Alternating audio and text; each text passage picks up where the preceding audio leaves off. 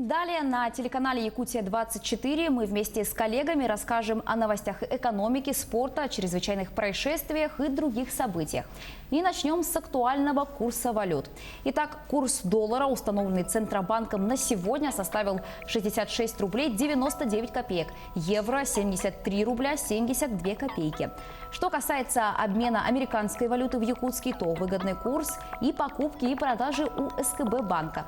Это 66 рублей 81 копейка и 67 рублей 39 копеек соответственно. Лучший курс по покупке и продаже евро у того же СКБ банка. Это 73 рубля 81 копейка и 74 рубля 49 копеек соответственно. Средняя ставка по ипотеке в России в январе опустилась ниже 9%. В Центральном банке уточнили, что в январе прошлого года процентная ставка по ипотеке составляла 9,87%. Однако, по словам премьер-министра страны Михаила Мишустина, в целом это очень высокая ставка. Ранее глава Кабмина отмечал, что текущие ставки по ипотеке не позволяют улучшить жилищные условия россиян и поручил проанализировать ситуацию и проработать вопрос снижения ипотечных ставок. Президент России Владимир Путин подписал закон о компенсации взносов на капремонт вдовам военных. Согласно документу, в состав расходов, которые подлежат компенсации собственникам жилых помещений, членам погибших или умерших военнослужащих, будут включены взносы на капитальный ремонт общего имущества в многоквартирном доме. Отмечается, что для получения компенсации необходимо, чтобы срок службы погибшего военного или сотрудника отдельных федеральных органов исполнительной власти составлял 20 и более лет. Обязательная маркировка обуви. Транспортной полиции разрешили использовать электрошокеры. Раритетные машины обязали проходить техосмотр. Эти и другие изменения вступили в силу с первым днем весны. Более подробно в следующем материале. В первый день весны по всей стране доступ к порталам государственных услуг и всем сайтам федеральных и региональных органов власти стали бесплатными. Это стало возможным в рамках реализации проекта «Доступный интернет». Отныне при входе на перечисленные ресурсы трафик не будет тарифицироваться. Сайты будут доступны и при нулевом балансе.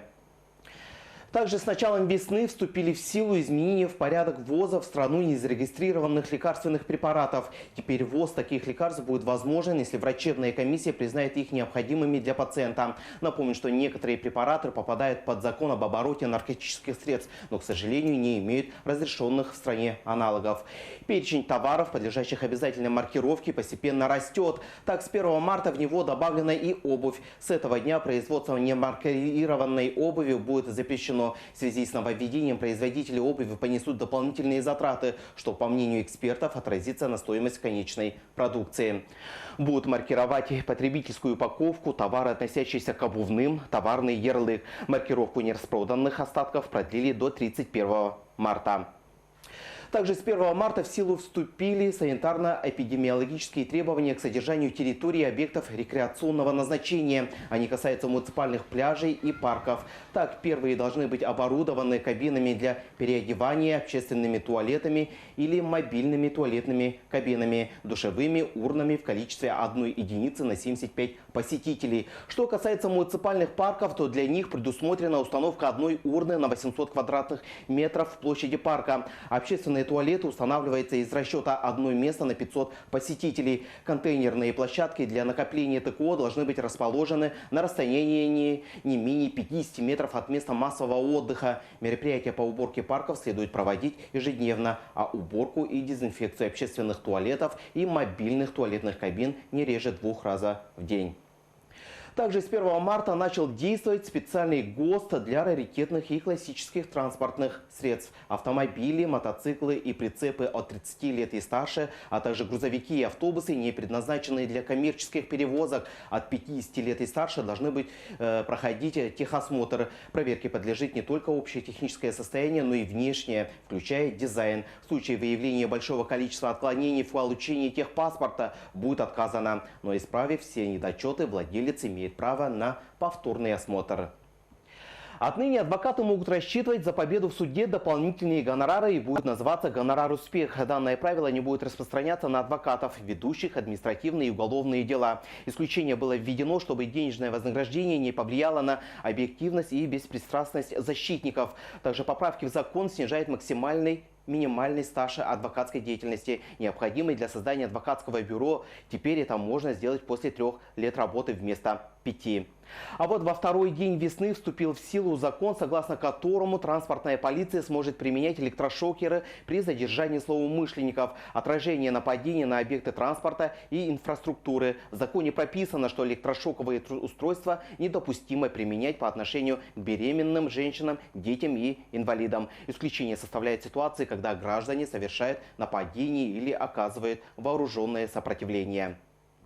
В конце марта вступит в силу закон, ужесточающий требования к производству и обороту этилового спирта и спирта, содержащих лекарственных средств. В частности, оптовики не смогут торговать медицинским спиртом и фармацевтической субстанцией этилового спирта. Также с 28 марта самозанятые россияне получат возможность участвовать в закупках государственных компаний наравне с представителями малого и среднего бизнеса. Такое право у них появится с 28 марта и будет до 1 января 2029 года, пока не закончится эксперимент по установлению специального налогового режима «Налог на профессиональный доход». Отметим, что участвовать в закупках они могли и ранее, но на общих основаниях, то есть были лишены некоторых преференций, которые предусмотрены законом для малого и среднего бизнеса. На этом у меня все. Информация о тратах на все российские дороги станет общедоступной в конце этого года. В Росдор-НИИ сообщили, что для этого создают систему контроля за формированием и использованием средств дорожных фондов. Пользователям системы также будет доступна детализированная карта дорог с информацией о транспортной инфраструктуре, аварийных и ремонтируемых участках. При этом система позволит получить подробную информацию о ремонтных работах, их стоимости, сроках и эффективности, о компаниях-подрядчиках и заключенных с ними контрактах. Поплатиться рублем вскоре могут предприятия и учреждения за отказ инвалидам и пожилым людям в доступе к товарам и услугам. Правительство намерено установить административную ответственность за подобную дискриминацию. Законопроект с такими поправками Госдума планирует рассмотреть во втором чтении. Штраф для должностных лиц может составить от 30 до 50 тысяч рублей, для компаний от 300 до 500 тысяч.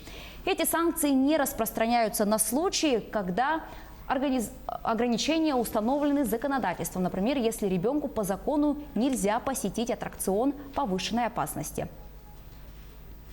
А в Якутске предложили рассмотреть на республиканском уровне вопрос о введении налога на домашних животных, собак, а затем выйти с инициативой на федеральные органы власти. Процедура отлов, стерилизация, вакцинация, выпуск из расчета на одну собаку в Якутске составляет около 14,5 тысяч рублей. Отмечу, что в прошлом году такое решение предложили журналисты Якутии. Тем временем в СМИ обсуждался вопрос о принятии такого закона в Госдуме. Но закон еще пока не рассмотрели. Новый платеж якобы может появиться, чтобы избежать безответственного отношения к животным. Кстати, порода и размеры будут учитываться. Плата за тойтерьера и маламута будет существенно отличаться. За декоративных собак налог составит всего 1200 рублей. За крупные породы придется отдать 15 тысяч рублей.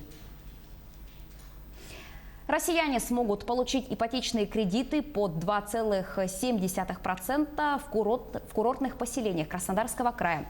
В их числе Абрау-Дюрсо, Анапа, Лермонтово.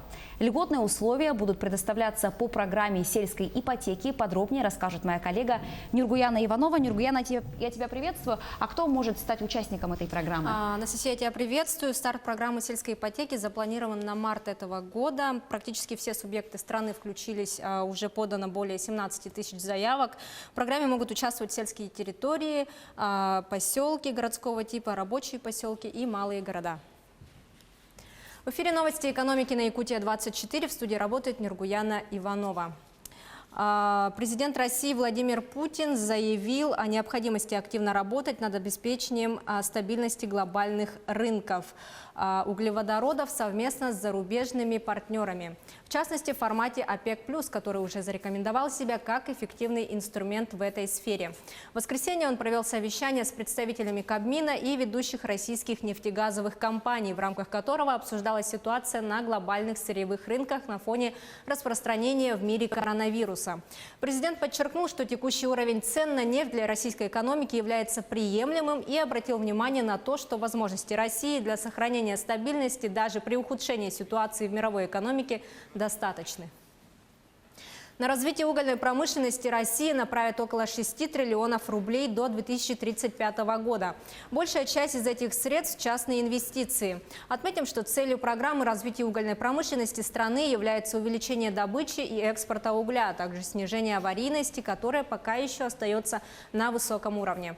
В рамках программы планируется модернизировать угольные предприятия, в том числе благодаря внедрению инновационных технологий, которые повысят безопасность работы в шахтах. Кроме того, планируется создание новых центров добычи угля в Кузбассе, в Ростовской области, на Дальнем Востоке, в Восточной Сибири и в арктической зоне. Правила отбора арктических проектов, которым будет предоставляться инфраструктурная поддержка, готовы и находятся на подписании у председателя правительства Российской Федерации Михаила Мишустина. Об этом сообщил вице-премьер, полномочный представитель президента Российской Федерации на Дальнем Востоке Юрий Трутнев. Отметим, что в феврале замглавы Минвостокразвития Александр Крутиков сообщил, что инвесторы, которые вложат в проекты в Арктике не менее 300 миллионов рублей, смогут получить безвозвратную субсидию в размере до 20% от своих инвестиций. Инвестиционный комитет «Алроса» одобрил финансирование предварительных проектно-изыскательских работ по руднику «Юбилейный» в Мирнинском районе республики. Бюджет этих работ на данном этапе составит около 63 миллионов рублей. Работы включают в себя проведение инженерных изысканий и разработку технико-экономических обоснований строительства подземного рудника и объектов инфраструктуры. Также будут проведены технические и экономические исследования района строительства. К 2022 году компания планирует получить актуализированное технико-экономическое обоснование строительства подземного рудника и уточнить оценку запасов. В настоящее время кимберлитовая трубка «Юбилейная» отрабатывается открытым способом. Глубина ее карьера 480 метров. Производительность свыше 5 миллионов тонн руды в год. Гранильный филиал «Алроса» «Бриллианты Алроса» проводит аукцион в Израиле с 1 по 11 марта на своей торговой площадке в Рамат-Гане. На аукционе компания представила бриллианты регулярных цветов от 5 карат и выше, а также бриллианты фантазийных оттенков, включая желтые, розовые, пурпурные. Кроме того, в состав аукциона вошел бриллиант редкого оттенка Intense Yellowish Orange огранки груша. Отметим, что традиционно «Алроса» проводит бриллиантовый аукцион в рамках мартовской выставки в Гонконге. Однако из-за переноса выставки на май компания приняла решение провести торги в Израиле. Агентство по развитию человеческого капитала на Дальнем Востоке и в Арктике представило вакансии угольной компании «Колмар», инновационного тепличного комплекса «Саюри» и «Золото Селигдара» на ежегодной ярмарке вакансий СВФУ. Ярмарку посетили более 1500 молодых специалистов. Свои вакансии также предложили «Полиметалл», Южная Верхоянская горнодобывающая компания, Саханефтегазбыт, Ятек, Сбербанк, Ростелеком, Полюс Алдан и другие компании. По данным агентства, эта ярмарка считается одним из наиболее эффективных мероприятий по числу результативных контактов работодателей и соискателей. Она превосходит аналогичные мероприятия этого формата. Пятый в республике IT-центр открыли в здании Центра поддержки предпринимательства в Нюрбе. По словам министра инноваций республики Анатолия Семенова, Нюрбинский район на своем примере показал Дальнему Востоку, что цифровым можно сделать целый район, подключив все села к высокоскоростному интернету. Он также добавил, что планируется конкурс, по итогам которого из бюджета республики выделят до 1 миллиона рублей на развитие IT-центров. Город Верхоянск получит 44,5 миллиона рублей на строительство сквера Угюен. Город на севере Якутии победил во всероссийском конкурсе проектов создания комфортной городской среды в малых городах. В сквере расположится спортивная, событийная, игровая зоны и зона отдыха. Всего на участие в ежегодном всероссийском конкурсе лучших проектов в этом году поступило 300 заявок из 71 региона. Из них отбор прошли 286 заявок. На этом у меня все. Оставайтесь в курсе экономических событий на Якутия-24. Настя, у меня на этом все. Передаю тебе слово. Нургуяна, большое спасибо за информацию. С новостями экономики нас ознакомила Нургуяна Иванова. Ну а далее на Якутия-24 мировые новости.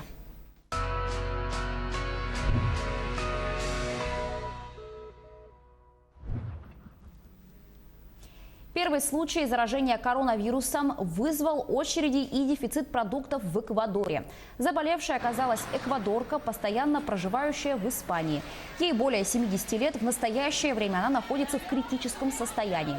По словам министра здравоохранения страны, на момент приезда у женщины не было никаких симптомов заболевания. Отмечу, что Эквадор стал третьей страной в Латинской Америке после Бразилии и Мексики, где был обнаружен коронавирус. А в Венесуэле человек с пистолетом напал на оппозиционный марш сторонников Хуана Гуайдо. Один участник ранен. Это 16-летний подросток, рассказывает Татьяна Гамузова. Вооруженный мужчина открыл огонь на антиправительственном марше в Венесуэле, который возглавлял Хуан Гуайдо. Ранен 16-летний подросток. Пресс-офис оппозиционного лидера разослал фотографию, на которой человек в маске целится в толпу. Сам Гуайдо, в чьем автомобиле насчитали 9 отверстий от пуль, после нападения сделал заявление в соцсетях. Диктаторский режим мог сегодня меня убить. Выстрелы гремели рядом, но это нас не остановит. Как не остановит и преследование членов моей семьи, политическое преследование. Мы знаем только один предел – физический. Мы посвятили свою жизнь служению нашему делу. Но один в поле не воин. Вот почему я обращаюсь к вам. Мы должны быть едины. Хуана Гуайдо, который возглавляет борьбу против фактического президента Венесуэлы Николаса Мадуро, признали настоящим лидером страны 50 государств. Он призвал США и Евросоюз ввести санкции против Венесуэлы, но Мадуро по-прежнему удерживает власть. Третий за месяц шторм обрушился на Британские острова, на этот раз с испанским именем Хорхе. Подробности в следующем материале. Шторм Хорхе обрушился на западное побережье Ирландии. Местные жители снимают на видео огромные волны, поднятые усилившимся ветром, и вынесенную на берег морскую пену. Это уже третий ураган за месяц для Британских островов. Ранее в феврале архипелаг пострадал от Киары и Дениса, которые вызвали наводнения во многих населенных пунктах. Британская метеорологическая служба призвала готовиться к проливным дождям и снегу в сочетании с порывами ветра до 112 км в час или более 30 метров в секунду. Шторм Хорхе получил свое имя от испанских синоптиков. Ожидается, что в выходные он затронет также и Испанию. Самое масштабное за десятилетие нашествие саранчи стало худшей угрозой для продовольственной безопасности на востоке Африки. Ситуация грозит голодом десяткам миллионов жителей континента. Вот так сейчас выглядят поля на севере Кении, где родилось уже второе за этот сезон поколение саранчи. Нашествию насекомых подверглась вся восточная часть Африки и Сомалийский полуостров. Страны, и без того живущие в условиях вооруженных конфликтов и нехватки продуктов, безуспешно пытаются противостоять природному бедствию. В регионе, где от голода уже страдают почти 20 миллионов человек, проблема с саранчой стала самой серьезной угрозой, считают представители продовольственного и сельскохозяйственного подразделения ООН. Это большая угроза, самая большая. Как бы мы ни говорили, что засуха представляет опасность или что наводнения представляют опасность, если оценивать по степени серьезности, то нынешняя ситуация с саранчой хуже всего прочего. Это беспрецедентная угроза для продовольственной безопасности. Всего одна стая саранчи площадью в квадратный километр за день съедает столько же, сколько 35 тысяч человек. В ООН предупреждают, если с нашествием ничего не делать, к лету численность насекомых вырастет еще в 500 раз. И именно сейчас есть возможность предотвратить катастрофу. Когда новое поколение вылупляется из яиц, на протяжении первых 2 недель молодые особи не умеют летать и ползают по земле. В этот период они наиболее уязвимы для химикатов. Но даже в Кении, самой богатой и стабильной стране региона, катастрофически не хватает пестицидов. Имевшиеся запасы закончились больше недели назад. Так что фермерам остается лишь беспомощно наблюдать, как саранча уничтожает их урожай. Мы никогда не видели ничего подобного. Когда они садятся на растительность, они съедают все до основания, даже траву. Если это будет продолжаться, они уничтожат абсолютно все. В соседних странах химикатов тоже не хватает, либо ситуация с безопасностью не позволяет обрабатывать значительные площади. Также, как говорят в ООН, производство пестицидов в нужных объемах невозможно из-за нехватки финансирования. По подсчетам организации, для того, чтобы остановить нашествие саранчи, необходимо $138 миллионов. Пока что иностранным донорам удалось собрать чуть более трети нужной суммы. Первые шаги сделал белый медвежонок в зоопарке Копенгагена. Малыш и его мать впервые выбрались на свет. Медвежонок родился 6 декабря, и с тех пор семья предпочитала отсиживаться в берлоге. Татьяна Гамозова с подробностями. Посетители зоопарка в Копенгагене получили в четверг подарок ко дню белого медведя. Юный медвежонок, которому еще даже не придумали имя, впервые вышел из пещеры, где родился.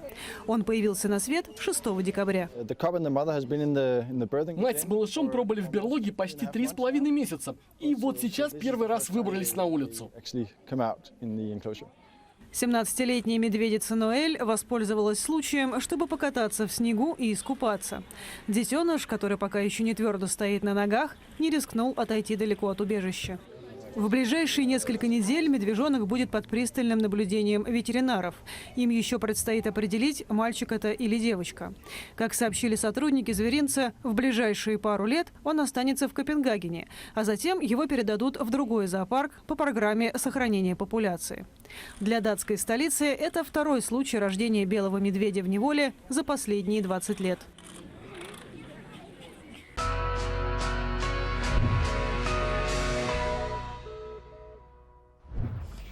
Мы переходим к чрезвычайным происшествиям. Прокуратура Алданского района по коллективному обращению граждан провела проверку исполнения законодательства о безопасности дорожного движения.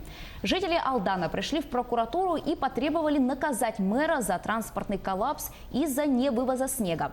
Прокуратура района внесла в адрес главы Алдана представление. Акты прокурорского реагирования находятся на рассмотрении и контроле прокуратуры района. А в Кобяйском районе полицейские установили угонщика. В полицию обратился местный житель. Он сообщил, что с парковки украли его Тойоту Калдину. Продолжит мой коллега Юрий Осипов. Юра, я тебя приветствую. А кто оказался угонщиком? Настя, здравствуй. Да, угонщиком оказался 31-летний охранник парковки. Как оказалось, он уже неоднократно судим за кражу и угон. На этот раз машину он угнал, чтобы покататься, но далеко уехать не смог, так как врезался в сугроб. Машину в исправном состоянии вернули хозяину, а угонщику грозит до 5 лет лишения свободы. Здравствуйте. В эфире обзор чрезвычайных происшествий, в студии Юрий Осипов. Жительница Мирнинского района перевела аванс за несуществующее жилье. На сайте Авито она нашла объявление о сдаче однокомнатной квартиры за 16 тысяч рублей и откликнулась. Арендодатель сообщила, что в данный момент нет возможности показать квартиру. Сейчас она может только отправить фотографии. Квартира на фотографиях устроила женщину. Во время переписки в мессенджере арендодатель попросила предоплату, потому что якобы было много желающих арендовать квартиру, и только после этого они заключат договор. Потерпевшая согласилась и перевела 8 тысяч рублей на указанный счет, после чего ей вдруг сообщили, что квартиру сдавать не будут, а деньги вернут в ближайшее время. В течение 2 дней потерпевшая писала на указанный номер, чтобы узнать, когда она сможет получить деньги обратно. Затем муж потерпевшей договорился с несостоявшейся арендодательницей о встрече, где ему обещали вернуть деньги. Но в условленное время и место никто не пришел, а по номеру телефона перестали отвечать. Тогда потерпевшая сообщила о случившемся в полицию. Нерюнгринские оперативники раскрыли кражу денег с банковской карты. В полицию обратился 65-летний местный житель. Подозреваемым оказался 44-летний мужчина, ранее неоднократно привлекавшийся к уголовной ответственности. Установлено, что незадолго до происшествия потерпевший познакомился с подозреваемым. На протяжении нескольких дней, находясь в квартире заявителя, мужчины вместе выпивали. При этом потерпевший давал свою банковскую карту новому знакомому, чтобы тот расплачивался в магазине за выпивку. Новоиспеченный товарищ украл с банковской карты потерпевшего более 300 тысяч рублей. Часть из них он успел потратить. За кражу ему грозит срок до 6 лет. 26-летний житель Вилюйска переписывался с несовершеннолетними школьницами. В его отношении возбудили уголовное дело. Он подозревается в развратных действиях в отношении школьниц, совершенных им с использованием соцсети. Следователи установили, что в январе прошлого года мужчина зарегистрировался в социальной сети под вымышленным именем. В феврале он разыскал несовершеннолетних девушек, чьи аккаунты не были закрыты настройками приватности, и вступил в переписку с 3 школьницами. В ходе общения он отправлял сообщения, которые содержали сведения порнографического характера и развращающие несовершеннолетних. Жертвами подозреваемого стали 2 школьницы 13 и 1 16 лет, проживающие в Якутске, Мегино-Кангаласском районе Якутии и в Бурятии. Свою вину мужчина признал и раскаялся в содеянном. 28 февраля этого года суд удовлетворил ходатайство следователя, и мужчину заключили под стражу на время расследования. В Якутске полицейские раскрыли кражу из бара. Индивидуальный предприниматель сообщил, что у него украли более 14 тысяч рублей. Сотрудники уголовного розыска выяснили, что к краже причастен один из посетителей заведения. В ходе оперативно-розыскных мероприятий оперативники установили 21-летнего молодого человека. Около 5 часов утра подозреваемый под предлогом того, что хочет переключить музыку, прошел за барную стойку. Воспользовавшись тем, что бармен спал за барной стойкой, он решил совершить кражу. С помощью отвертки, которую нашел рядом, парень вскрыл кассу и украл деньги. После этого он ушел из бара. Со слов подозреваемого, похищенные деньги он потратил в тот же вечер, но уже в другом заведении. За веселую ночь ему грозит лишение свободы до 2 лет. Перейдем к происшествиям в мире. Греческая полиция встретила слезоточивым газом беженцев, которые решили идти в Европу после отказа Турции сдерживать миграционный поток. Афины объявили об усилении мер безопасности на границе. Подробности в следующем материале рассказывает Татьяна Гамозова.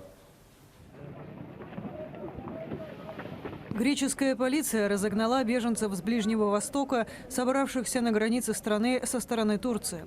Сотни людей попали под облака слезоточивого газа.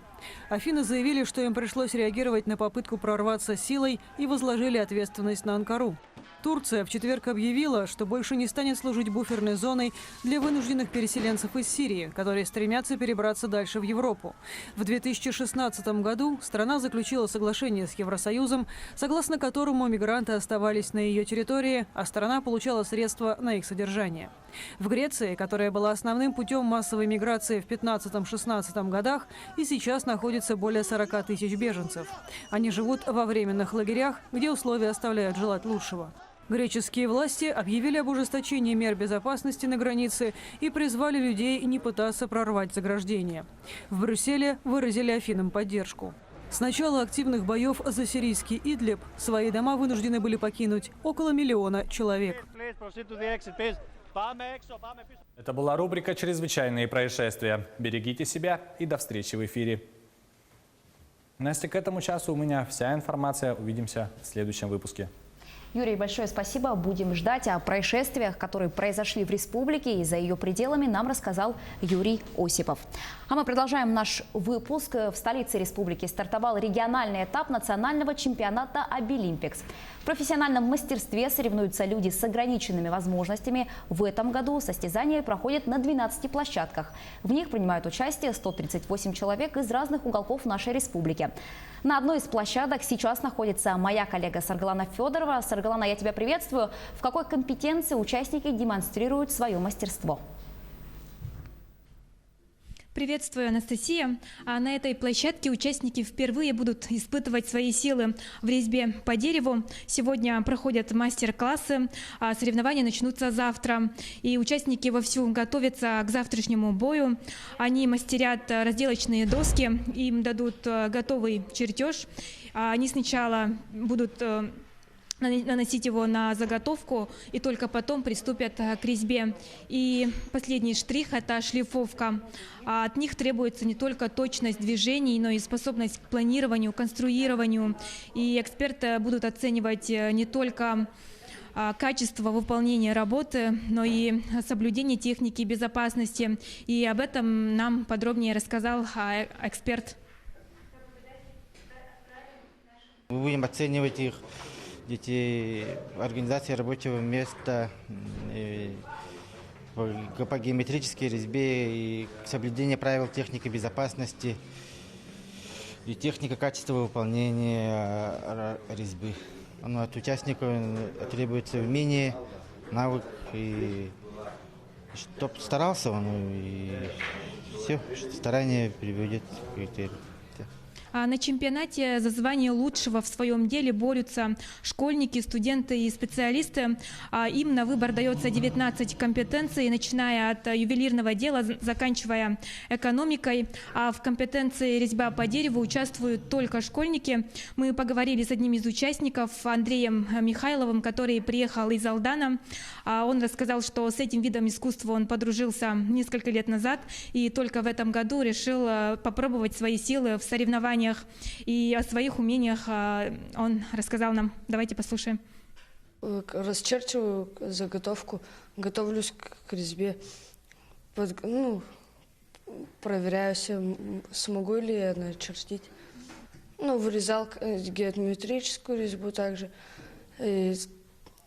животных вырезал, цветы всякие. На 8 марта маме вот сейчас готовлю подарок.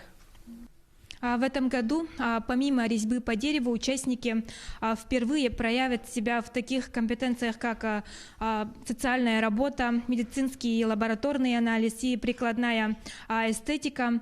Работы участников будут оценивать более 100 экспертов, в том числе и работодатели. И можно сказать, что этот чемпионат открывает двери на рынок труда.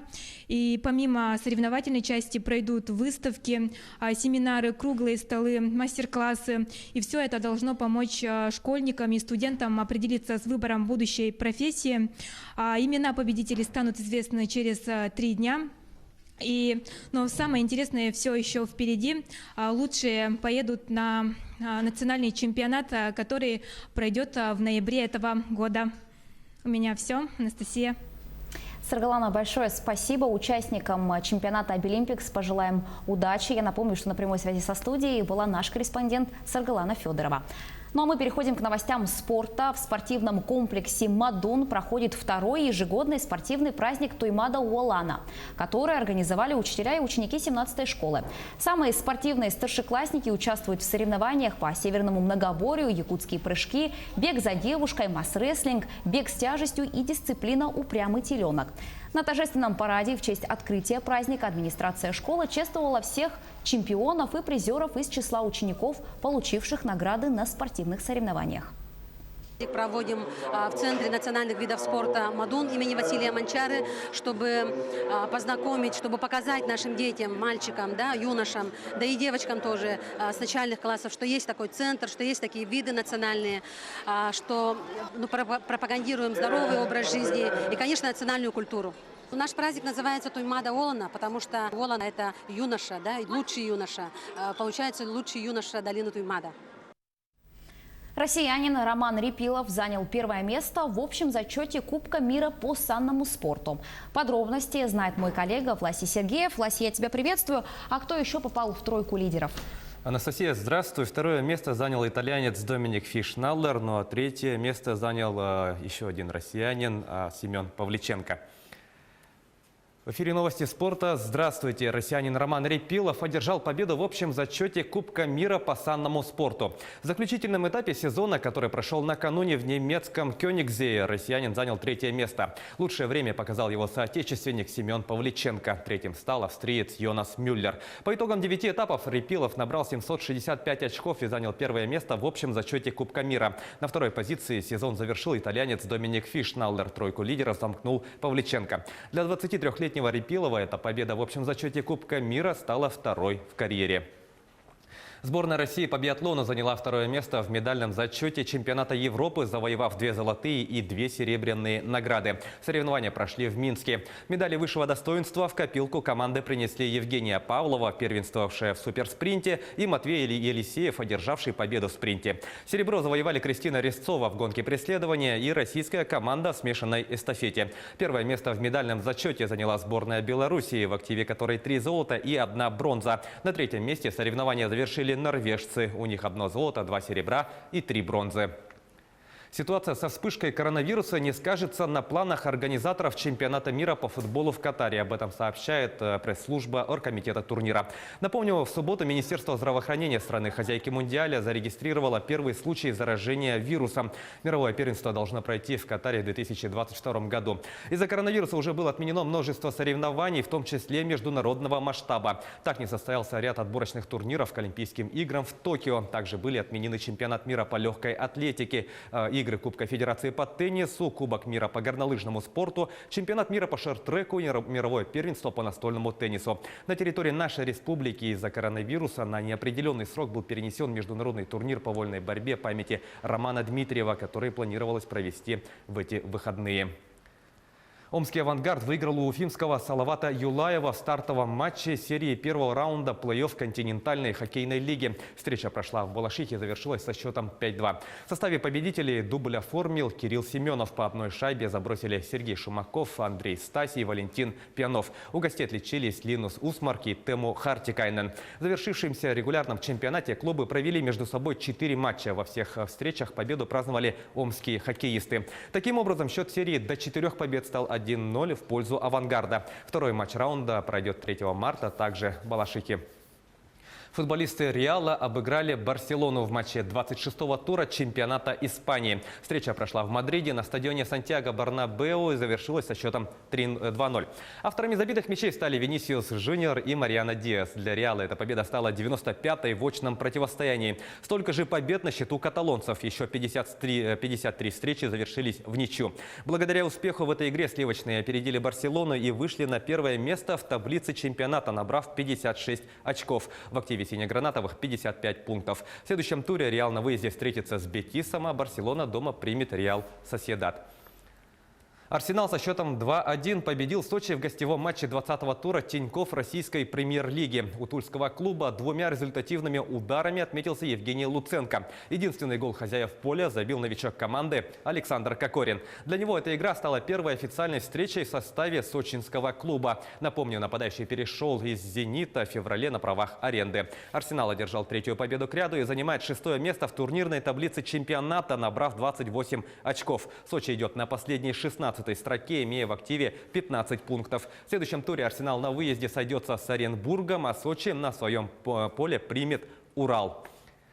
Якутский мини-футбольный клуб «Заря» со счетом 5-3 обыграл Архангельскую Северную Двину в матче 22-го тура пари-матч высшей лиги России. В составе якутян дубль оформил Адам Габибов. По одному взятию ворот провели Джулстан Пестряков, Антон Колесов и Иона Демин. У проигравших отличились Константин Чащин, Егор Свищев и Артем Ковязин. В данный момент «Заря» располагается на 8-й позиции турнирной таблицы конференции «Запад». На счету команды 25 пунктов. Северная Двина идет 12-й, набрав 17 баллов. В следующем матче регулярки якутяне сыграют с Московской Красной Гвардией. Встреча пройдет 18 марта.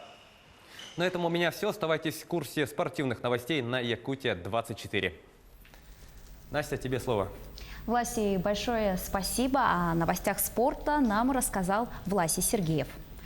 Всероссийский молодежный фестиваль «Эпосы народов России» стартовал в столице республики. Всего в мероприятии принимают участие 30 исполнителей эпоса. В Якутск приехали ребята из Тувы, Бурятии, Алтая. Также свои эпосы представят представители КМНС. Для участников мероприятия подготовлена насыщенная программа. Для них будут проходить мастер-классы, будут работать дискуссионные площадки. И сейчас на фестивале находится наш корреспондент Дмитрий Тымыров. Он расскажет нам более подробно о мероприятии и что в эти минуты там проходит. Дима, я тебя приветствую, мы ждем подробностей. Добрый день, Анастасия. В эти минуты проходит конкурсная программа фестиваля, всего в котором принимает участие более 30 участников. Они рассказывают эпос уже членам жюри. Здесь хочется отметить, что час тому назад здесь завершился просмотр мастер-классов, в котором приняли участие приглашенные гости. Это ребята из национальных республик нашей страны. Это Республика Алтай, Тыва и Бурятия. По итогам которого члены жюри отметили, что проведение таких мероприятий более значимо. Здесь хочется отметить, что на право проведения такого фестиваля Институт культуры региона получил в прошлом году, когда они участвовали в международном фестивале Таврида. Проект проведения такого мероприятия защитила студентка 3-го курса Дарьяна Потапова под руководством преподавателя, доцентра кафедры народной и художественной культуры Зои Стрекаловской. Ну и сейчас мы вернемся обратно к фестивалю. Здесь хочется отметить, что члены жюри отмечают, что проведение таких мероприятий для участников фестиваля, в том числе и для студентов Института культуры, значимо. И вот что они сказали нам. Послушаем. По мастер-классу я бы хотела сказать, что вот эта научная часть, она очень интересна. Конечно, не все подготовились, но то, что мы прослушали, это сразу же нас вводит в мир эпоса тюрко-монгольских народов. Несмотря на то, что эти народы все являются родственными, и они вышли из одного котла Средней Азии, Центральной Азии, все равно вот сохраняется своеобразие. И то, что вот эту традицию подхватили молодые, это самое главное, потому что в советское время все народы России потеряли свое эпическое наследие, в том числе и якуты. Ну вот в эти минуты уже завершилось первое прослушивание первого потока. Мероприятие продолжится и после обеда. В целом приглашенные участники, в том числе и преподаватели, отмечают, что проведение такого мероприятия для студентов Института культуры, в том числе и для других приглашенных студентов, является значимым событием, ведь они здесь знакомятся друг с другом. Давайте послушаем, что они нам говорят.